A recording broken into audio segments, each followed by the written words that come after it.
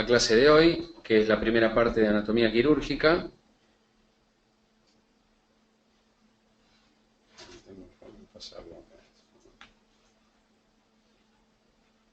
¿Por qué no pasa esto?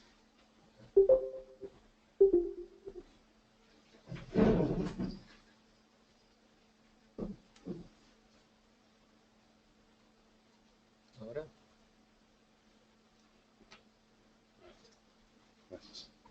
Bueno, la agenda de hoy entonces va a ser repasar la anatomía de superficie del hígado, las estructuras extrahepáticas, fundamentalmente el ilio, el pedículo hepático, las estructuras intrahepáticas, luego discutiremos en la clase que viene la interpretación en imágenes, algunas de las cosas las vamos a ir viendo hoy, particularmente una entidad que es el lóbulo caudado, que es bastante más compleja dentro de la estructura de la anatomía del hígado.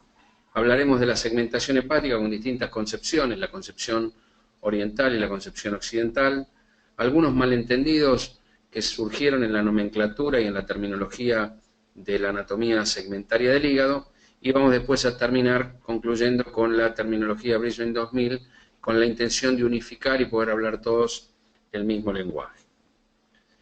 Con respecto a la anatomía de superficie, el hígado tiene tres lóbulos: el lóbulo derecho, que es el mayor, el lóbulo izquierdo. En la división entre el lóbulo derecho y lóbulo izquierdo está dado por un límite externo, que es el ligamento redondo y el ligamento falciforme. Ustedes saben que la definición del lóbulo es una estructura anatómica que puede ser claramente identificable macroscópicamente en la superficie de un órgano, y en tercera posición el lóbulo caudado, que es un lóbulo más profundo y que tiene características, como ya les mencioné, algunas características especiales que vamos a ir viendo más adelante. Con respecto a las estructuras del pedículo hepático, la primera estructura que vamos a mencionar es la arteria hepática. La arteria hepática nace del tronco celíaco. El tronco celíaco tiene tres ramas: la arteria gástrica izquierda o coronaria estomáquica, la arteria esplénica y la arteria hepática. Esta arteria hepática se divide en la llamada arteria hepática común hasta el nacimiento de la arteria gastrodenal, y a partir de la arteria gastrodenal en adelante se denomina arteria hepática propia. Hay muchas variaciones anatómicas que voy a describir solamente las tres más frecuentes, pero puede haber diferentes combinaciones.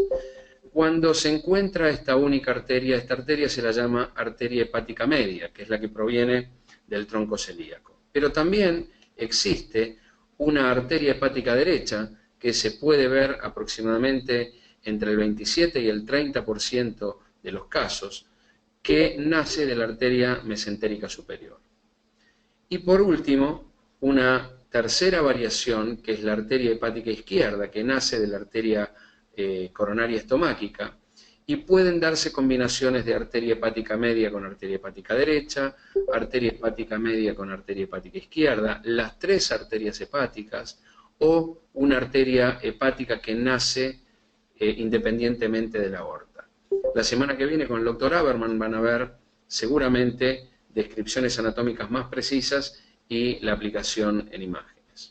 Con respecto a la vía biliar, que es la segunda estructura que se ubica a la derecha de la arteria hepática, podríamos decir que la vía biliar principal tiene un conducto denominado conducto hepático común hasta la llegada del conducto cístico a través de la vesícula, que aquí no está representado, y luego el colédoco hasta su desembocadura en la ampolla de Vater.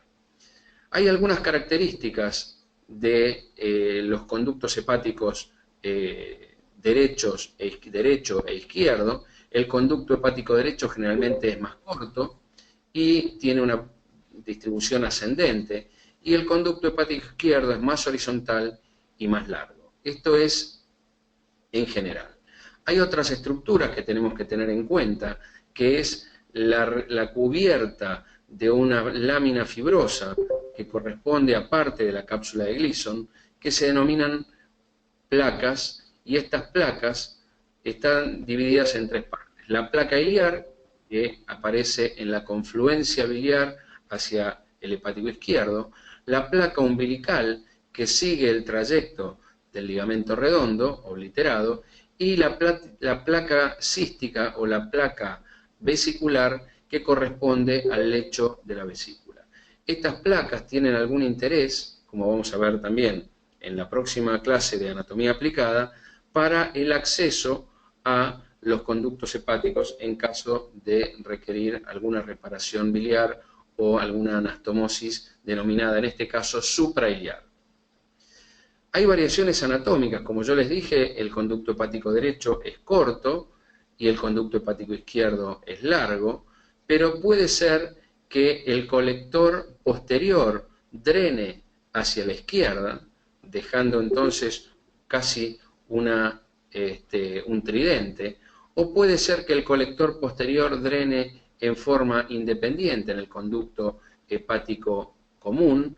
De esta manera se habla de confluencia escalonada. Esta variación hay que tenerla siempre presente porque es uno de los accidentes más comunes durante una colecistectomía, la confusión del conducto colector posterior teniendo en cuenta o percibiéndolo como si fuera el conducto cístico.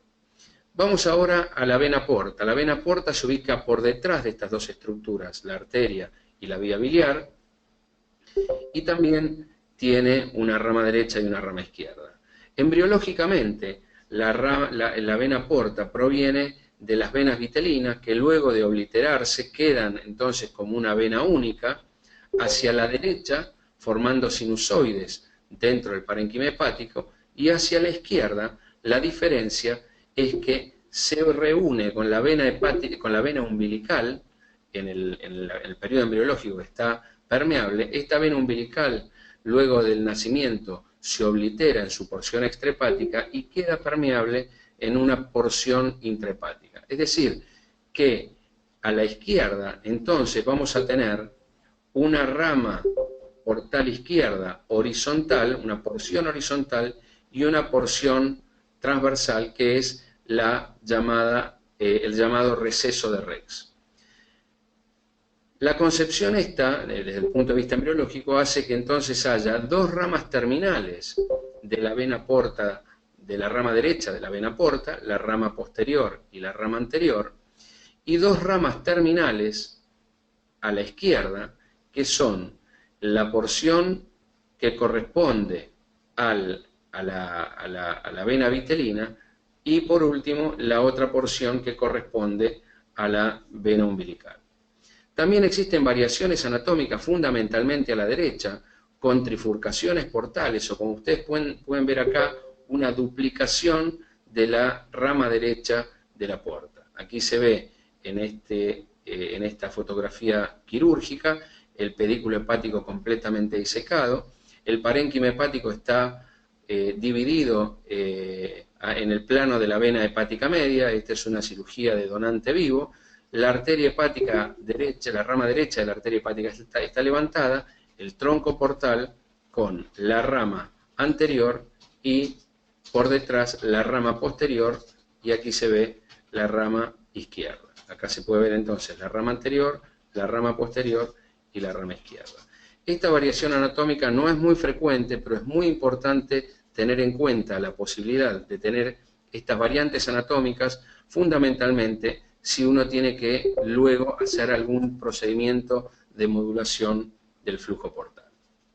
Con respecto a las venas hepáticas, existen tres venas hepáticas principales: la vena hepática derecha, la vena hepática media y la vena hepática izquierda. Generalmente, la vena hepática derecha, como se ve aquí en este corte coronal en una resonancia, desemboca en forma independiente sobre la cara lateral de la vena cava suprahepática, y la vena hepática media y la vena hepática izquierda en general desembocan en un tronco común. Hay una vena que puede tener diferentes calibres, pero que hay que tenerla en cuenta, que normalmente drena la porción anterior derecha del hígado. Es esta vena que se ve aquí en esta fotografía quirúrgica, que llega hacia la vena hepática media, y aquí se puede observar en este corte coronal de resonancia, llegando entonces a la vena hepática media. Este es el tronco común y la vena hepática izquierda. Y también hay otra vena que es constante, que hay que tener en cuenta, que corresponde a la llamada vena de la cisura umbilical. Esta vena de la cisura umbilical es constante y corre al mismo nivel de la cisura umbilical, es decir, donde está el ligamento redondo y el trayecto del ligamento falciforme. En un 20 a 30% de los casos existe una segunda vena hepática derecha, que es la denominada vena hepática inferior derecha. Se pueden observar aquí en este corte que corresponde a la altura del hilio hepático, es decir, que ya las venas hepáticas no deberían verse, se puede ver una estructura venosa de un calibre considerable que está llegando directamente a la cara lateral de la vena cava retrohepática. En este caso acá se ve el hígado derecho movilizado de manera completa hacia la línea media, acá se observa la vena cava retrohepática y en estos lazos blancos la vena hepática superior derecha y la vena hepática inferior derecha.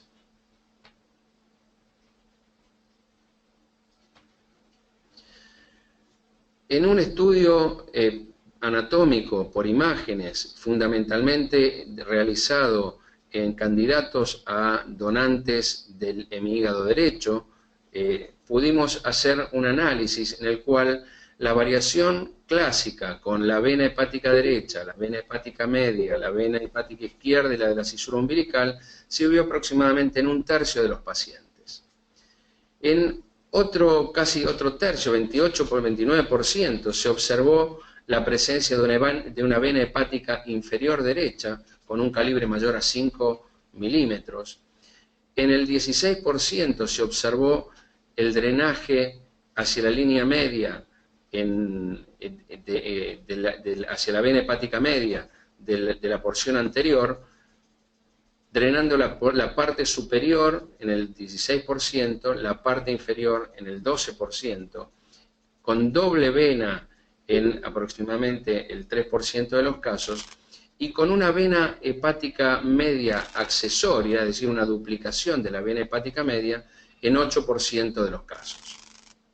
También existe otra variante, en el 8% de los casos, donde hay una duplicación o una vena hepática accesoria que drena la porción alta del hemihígado derecho. Con respecto al lóbulo de Spiegel, ya podemos decir que no drenan a través de ninguna de estas venas, sino que drenan a través de pequeñas venas de corta distancia y calibre pequeño, que llegan directamente a la cara anterior de la vena cava retrohepática.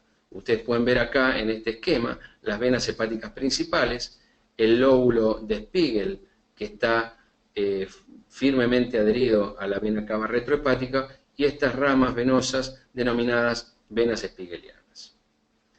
Con respecto entonces al lóbulo caudado, vamos a hablar algo un poco más específicamente. Es una estructura compleja y profunda. Se encuentra ubicado entre el hilio hepático y la vena cava inferior retrohepática y llega en la parte cefálica del hígado hasta la confluencia de las venas hepáticas. Entonces, esta es la estructura del lóbulo caudado. Si uno lo ve desde abajo, en perspectiva, entonces, como les decía, está por detrás del hilio hepático, entre el hilio hepático y la vena cava inferior, y llega hasta arriba, hasta la confluencia de las venas hepáticas. Tiene tres porciones: una porción fija, que está a la derecha, otra porción que generalmente es donde llega la mayor confluencia de venas spiegelianas sobre la vena cava, y una porción móvil, que es el denominado lóbulo de Spiegel. Claude Quinault, que fue uno de los padres de la segmentación hepática que se utiliza habitualmente, describió 8 segmentos en el hígado, y estos 8 segmentos se ven esquematizados en estos dibujos, que son los dibujos originales del libro que presentó en el año 1957, y acá se puede observar entonces cómo es el esquema del segmento 1, que sería el segmento correspondiente al lóbulo caudado. Un poco más adelante, en el año 94, él modificó esta segmentación y denominó a una parte, a la parte fija del lóbulo caudado, con el número 9. Pero realmente fue muy controvertido y el mismo Quinault, años más tarde, dijo que en realidad no era otro segmento, que era parte del lóbulo caudado que tenía que volver a ser denominado segmento 1, y de esta manera hizo una división en 3 partes, una subsegmentación del lóbulo caudado, donde a la parte fija y que está en continuidad con el lóbulo derecho del hígado lo denominó proceso caudado, a la parte móvil se siguió llamando como lóbulo de Spiegel, y a la parte intermedia, que está justamente entre el hilio hepático y la vena cava inferior, como porción para cava. Todo esto corresponde a la denominada área dorsal del hígado.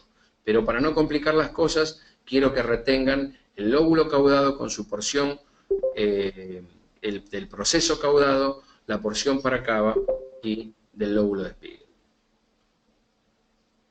Con respecto a la segmentación hepática se ha basado en la distribución de las distintas estructuras intrahepáticas, pero básicamente es basándose en la distribución de las venas hepáticas y de la vena porta. Las estructuras venosas, tanto portales como hepáticas, no siguen el mismo plano y se entrecruzan o se intercalan, como en el esquema de los dedos de las 2 manos. Es decir, en este esquema hay una rama portal, una rama hepática, otra rama portal, otra rama hepática, otra rama portal. Habíamos dicho que esta era una de las ramas terminales y esta era la otra rama terminal. Y así. De esta manera, entonces, quedan 2 maneras de distribuir el hígado. Vamos a ir a la primera, que es un poco más sencilla, que es la concepción oriental, donde Takasaki divide al hígado en 3 segmentos independientes más el lóbulo caudado. ¿Cómo es esto? Entonces, de acuerdo a la distribución portal y de las venas hepáticas, él toma a las venas hepáticas principales como la derecha y al tronco común de la media y de la izquierda, en estos 3 segmentos, diciendo que la vena porta tiene una distribución también en 3 partes. Entonces habla del segmento derecho, del segmento medial y del segmento izquierdo. De esta manera, entonces, luego hace una subsegmentación que es bastante más compleja. Y el lóbulo caudado, que, como siempre, en todas las concepciones, es una estructura independiente. Entonces, acá para simplificar o para resumir, las 3 ramas portales, la rama derecha, la rama media y la rama izquierda, y en este caso la estructura de las venas hepáticas, la vena hepática derecha, que divide al segmento derecho del medio, y la vena hepática media y el tronco común con la izquierda, que divide al segmento medio del izquierdo. Y aquí está, en un esquema un poco más complejo, los 3 segmentos más el lóbulo caudado. Vamos a la concepción occidental. La concepción occidental fue basada entonces en la segmentación de Quinault. Ya mencionamos que los lóbulos hepáticos son estructuras que se pueden diferenciar a simple vista en la superficie del órgano. La confusión vino a partir de este gran concepto de James Cantley. James Cantley era un cirujano escocés que, haciendo una autopsia de una paciente que tenía una trombosis de la rama derecha de la vena porta, una trombosis traumática, vio que la atrofia no se daba de manera similar a la superficie del hígado. Es decir, esta es la cisura umbilical con el ligamento falciforme, y él describió esta línea que va desde el lecho de la vesícula hasta la vena cava suprahepática, diciendo que esta es la verdadera cisura principal del hígado, y que entonces los lóbulos derechos e izquierdos tendrían que ser divididos a través de esta línea. El problema es que eso no coincide con el concepto o la definición anatómica pura de lóbulos. Por lo tanto, los anglosajones empezaron a hablar del lóbulo derecho y lóbulo izquierdo, y el resto de los europeos, siguiendo los conceptos de la anatomía clásica, el lóbulo derecho sigue siendo hasta el ligamento falciforme y el lóbulo izquierdo desde el ligamento falciforme en sí. Lo interesante de Cantley es en esta línea que ya en ese momento dice que cuando hay un estallido del hígado, la fisura que se produce se hace en una línea que va coincidentemente por esta línea que fue denominada línea o plano de Cantley. Y ustedes pueden ver acá en estas dos tomografías de dos pacientes que tuvieron traumatismo cerrado de abdomen con la fractura del hígado, claramente esa fractura se realiza a través de esta línea o de este plano de Cantley. Es decir, fue una gran interpretación dividir a las dos partes del hígado a través de las estructuras portales, pero el error fue en utilizar una terminología incorrecta. Pasemos a la concepción de Quinault. Quinault siguió la división o la distribución de las ramas portales intrahepáticas. Por lo tanto, habíamos dicho que a la derecha había dos ramas terminales que iban hacia atrás y hacia adelante, dividió entonces a un sector posterior derecho y un sector anterior derecho, y hacia la izquierda las ramas terminales, como se puede ver aquí, esta rama terminal sería la que va hacia aquí atrás, entonces este sería el sector lateral y este el sector anteromedial, ¿sí? Y luego, basándose en la distribución de los distintos distritos de París, los llamados arrondissements de París, que van en una forma espiralada desde el centro hacia la periferia, pueden ver cómo denominó segmento 1 al lóbulo caudado, segmento 2, segmento 3, segmento 4 y así sucesivamente de manera espiralada hasta llegar al segmento 8. Esta es la distribución entonces, la segmentación de Quinault, que fue seguida por algunos grupos fundamentalmente en Francia, y la diferencia con la segmentación anglosajona, que siguió el concepto de Cantley, que los lóbulos eran diferentes. Entonces, fíjense que la nomenclatura empezó a ser confusa. Les voy a mostrar algunos ejemplos. Si uno hace una disección del hígado a través de la cisura principal en el plano de Cantley, que va desde el lecho vesicular hacia la vena cava, para los anglosajones sería una lobectomía derecha, mientras que para los franceses sería una hepatectomía derecha. Si seguimos en este mismo, en otro plano, en el plano de la cisura umbilical, que sería una lobectomía derecha para los franceses, sería una lobectomía derecha extendida para los anglosajones. Y lo mismo, si vemos por el mismo plano, hacemos una resección del lóbulo izquierdo, sería una lobectomía izquierda para los franceses y una lobectomía lateral izquierda para los anglosajones. Por lo tanto, también lo mismo con la hepatectomía izquierda y lobectomía izquierda. Por lo tanto, que esto terminó siendo como la Torre de Babel. Steven Strasberg presentó un trabajo muy interesante y exhaustivamente fundamentado en el Journal of the American College of Surgeons del año 97, diciendo que esto era la Torre de Babel. Y trató de proponer una terminología para poder unificar todas estas nomenclaturas. Se basó en palabras que tuvieran la misma raíz latina, que significara escindir o cortar. Y eso es sección, segmento, ¿sí? Entonces vamos a ir viendo en las próximas diapositivas cómo debería ser la nomenclatura propuesta por Steven Strasberg y la nomenclatura de Steven Strasberg y las distintas divisiones.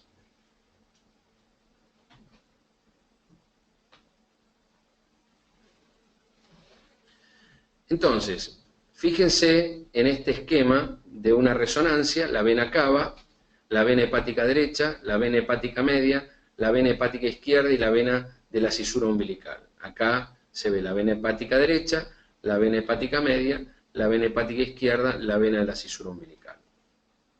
El primer plano es un plano que es el descrito por Cantley, que va en el mismo sentido de la vena hepática media. De esta manera se divide al hígado en dos hemihígados, un hemihígado derecho y un hemihígado izquierdo. Un plano frontal o coronal que sigue el trayecto de la vena hepática derecha divide al hemihígado derecho en una sección posterior y en una sección anterior. Y un plano que sigue la cisura umbilical, que se ve acá, y la vena de la cisura umbilical, divide al hemihígado izquierdo en una sección medial y una sección lateral. Resumiendo, tenemos entonces un plano principal de primer orden, que divide al hígado en dos mitades, y dos planos interseccionales que dividen entonces a los hemihígados en una sección posterior y anterior derechas y una medial y lateral izquierda.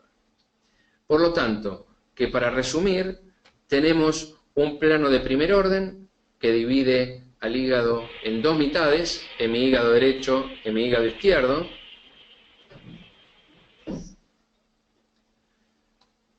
Dos planos de segundo orden o planos interseccionales que dividen entonces a los hemígados en secciones posterior y anterior derecha y medial y lateral izquierdo, y luego planos intersegmentarios que mantienen la distribución que propuso Quinault en 8 segmentos. La diferencia era que Quinault utilizaba números romanos y para facilitar esto y poder integrar sobre todo a los países orientales se pasaron a utilizar números arábigos, pero siempre con la misma distribución.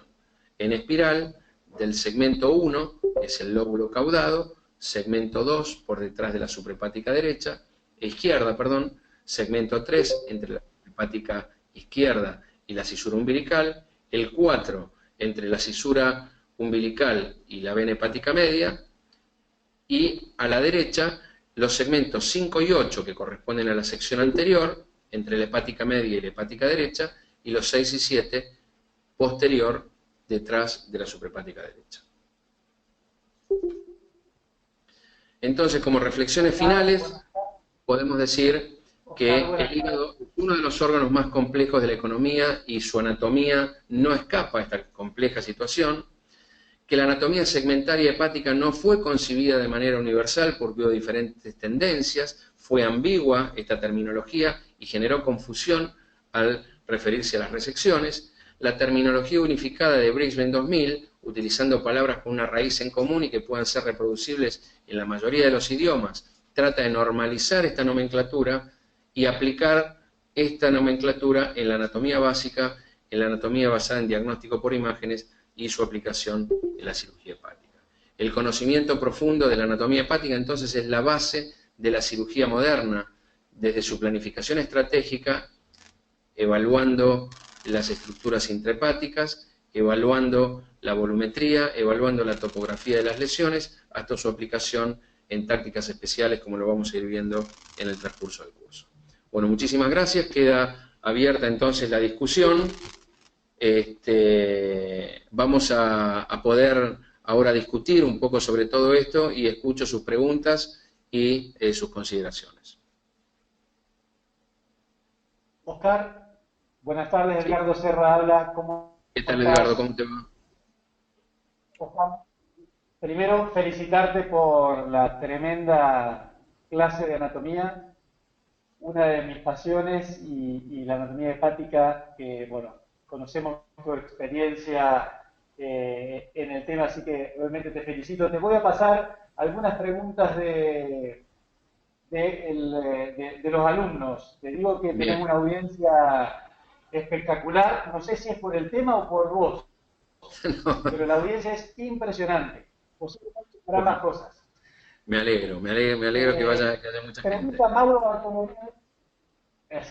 Sí, es impresionante y la verdad que te felicito, es un tema muy convocante y realmente lo has dado de maravilla. Mauro Bartolomeo pregunta si el plano de primer orden, ¿a qué altura estaría? Si eso correspondería al plano de Cantley. Sí, el plano de primer orden, del primer orden es exactamente el plano de Cantley. Va desde el lecho vesicular hacia la vena cava, vena cava inferior suprahepática. Hay que tener en cuenta que dentro del parénquima hepática corresponde exactamente al trayecto de la vena hepática media. Perfecto, muchas gracias. Te manda saludo Alejandra Grifaldi desde Alemania, yo también le mando un saludo a ella, pero Un nos gusto está escuchando, te está realmente de escuchando Alemania. Bien. desde Alemania, así que fantástico. Dice que es excelente poder tener la oportunidad de escuchar esta clase de Alemania.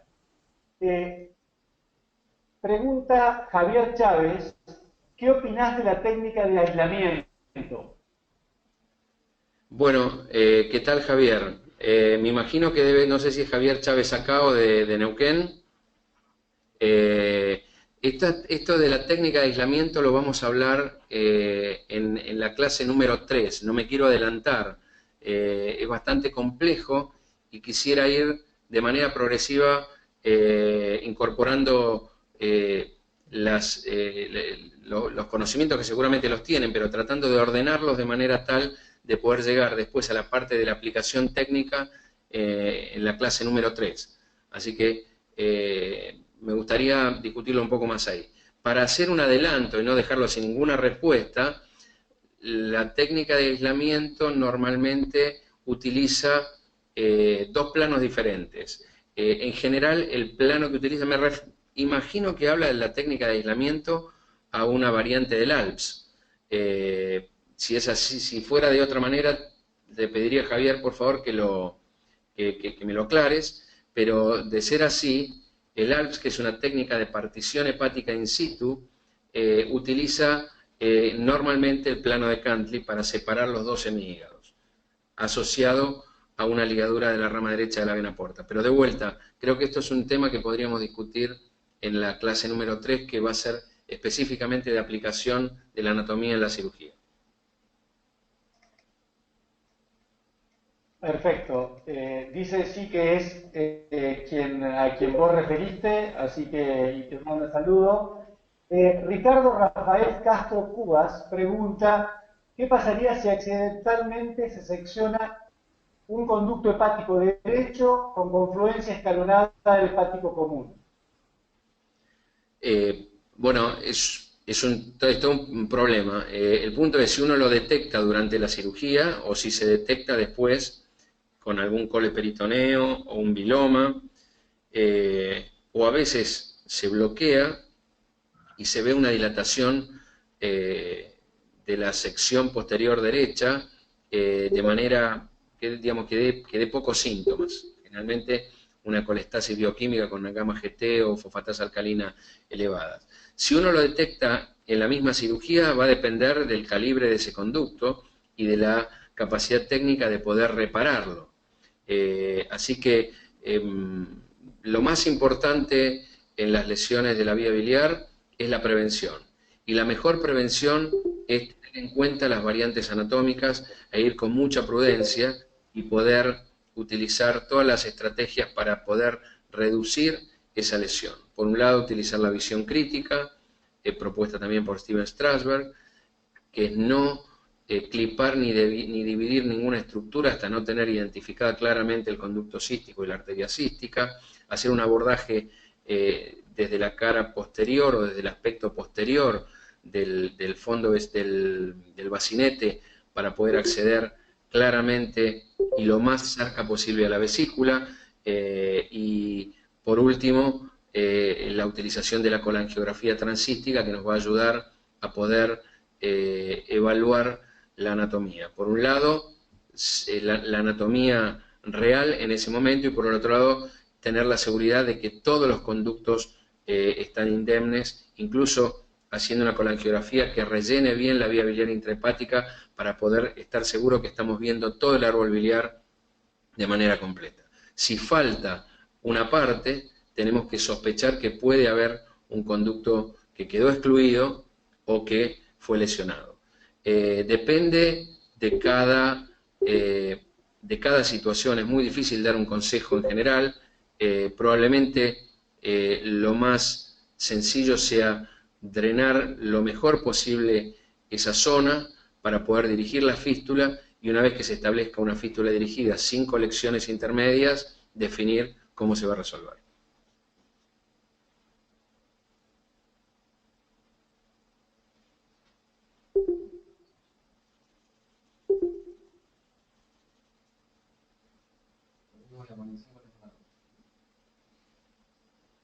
¿Perdimos la conexión?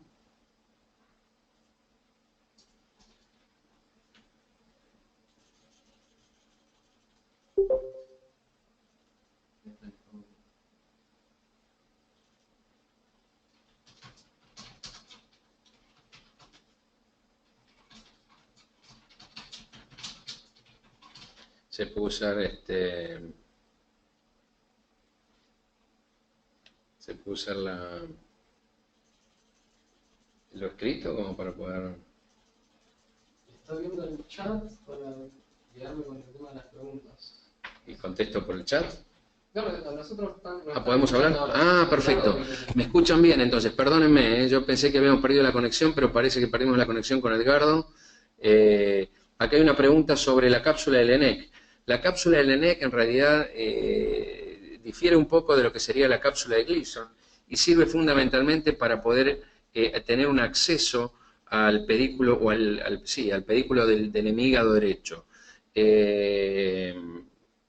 Vamos a ver cómo era la pregunta correcta.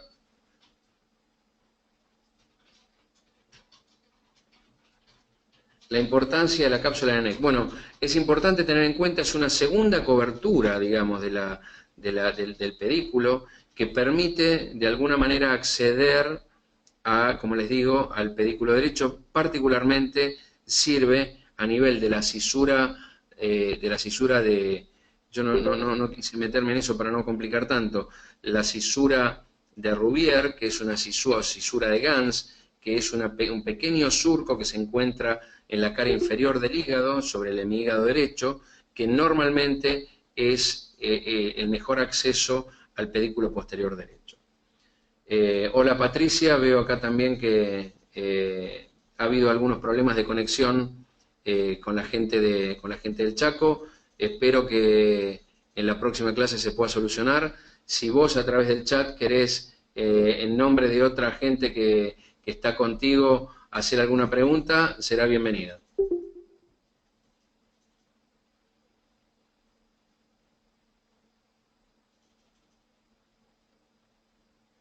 Acá me preguntan, Javier, ¿de qué opina del área de Mossman? La verdad que no tengo idea. Javier, explícame qué es el área de Mossman, porque no tengo idea de qué se trata de eso. Así que lamentablemente no te lo puedo contestar.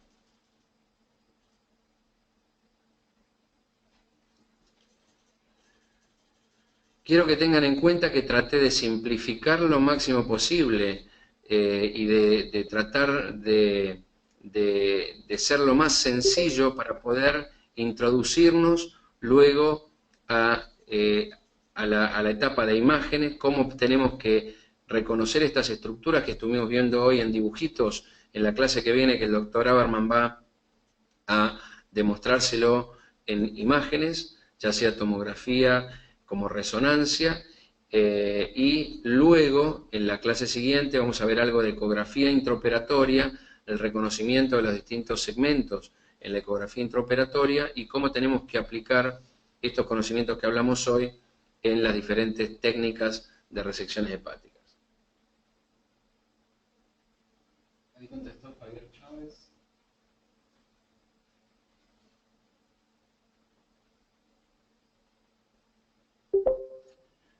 Fernando Martínez desde Paraguay pregunta, bueno, gracias y mando saludos también para allá. Los reparos para las hepatectomías segmentarias también es parte de la otra clase.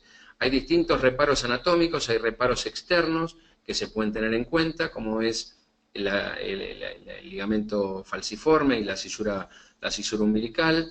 Tenemos otros planos que no son vistos en la superficie del hígado y tenemos que usar la ecografía intraoperatoria para poder llegar a visualizar esas estructuras y poder guiarnos de manera de la anatomía real de cada paciente con la ecografía intraoperatoria para hacer resecciones segmentarias. También va a ser un tema de la próxima vez. Hay otra manera que también nos puede permitir, si hacemos clampeos sectoriales o clampeos hemiepáticos, que van a delimitar los planos de isquemia y los planos del hígado perfundido, que también nos pueden llegar a servir para hacer algunas utilizar los planos de transección.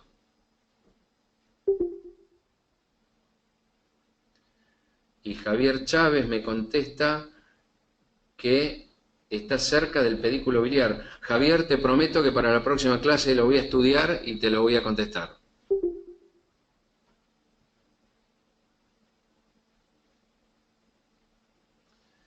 Mauro Bartolomeo dice, anatómicamente, ¿cuáles serían las referencias de los planos de segundo nivel que dividen los segmentos derechos en anterior y posterior y el izquierdo en medial y lateral?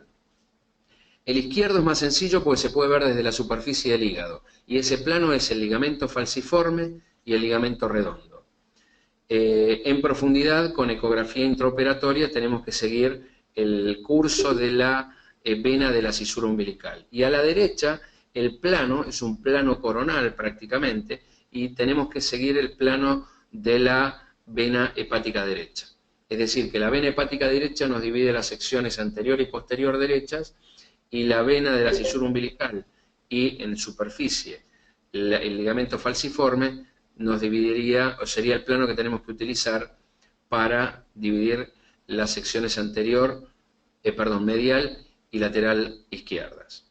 Uno generalmente no va justo en el mismo plano porque generalmente queda en el hígado remanente, ya sea la vena hepática derecha, y en el caso del ligamento falciforme, uno elige hacia la izquierda o a la derecha dependiendo del tipo de resección que se haga.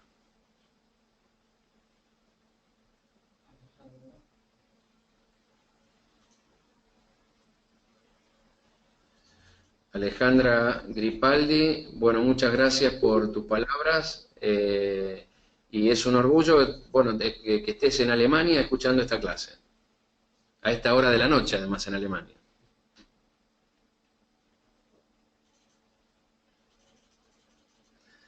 Aquí, Juan Denis Apaza pregunta, en las primeras etapas del abordaje de cirugía hepática, ¿qué lóbulo recomienda?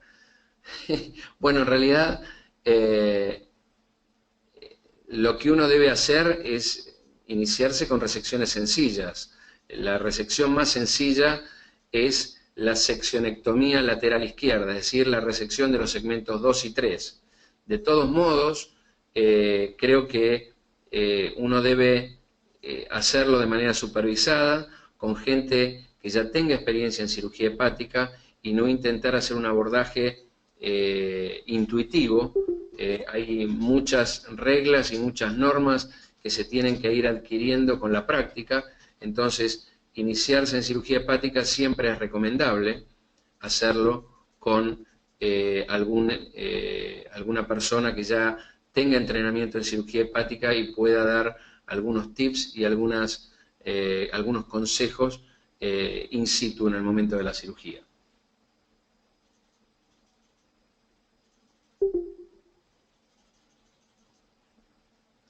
Patricia Mungelós. Ok. Bueno, después me comunicaré con Silvina Montal y Franco Mendoza, que de todos modos son expertos en anatomía de hígado, no creo que necesiten mucho problema con los dibujitos, seguramente lo van a poder interpretar perfectamente bien.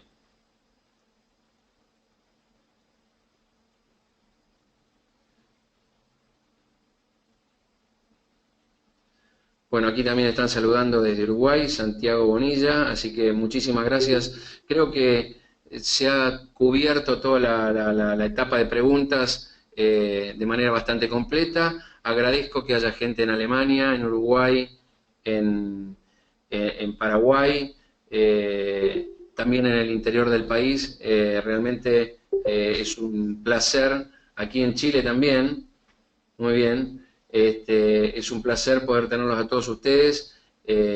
Cualquier cosa, si quedan otras preguntas, las vamos a ir discutiendo en las próximas clases. Javier, te debo una de la cisura de Mossman o algo así, que lo voy a mirar bien en algún libro de anatomía para poder contestártelo. Antes de cerrar, Edgardo, ¿estás conectado nuevamente? Sí, es un micrófono.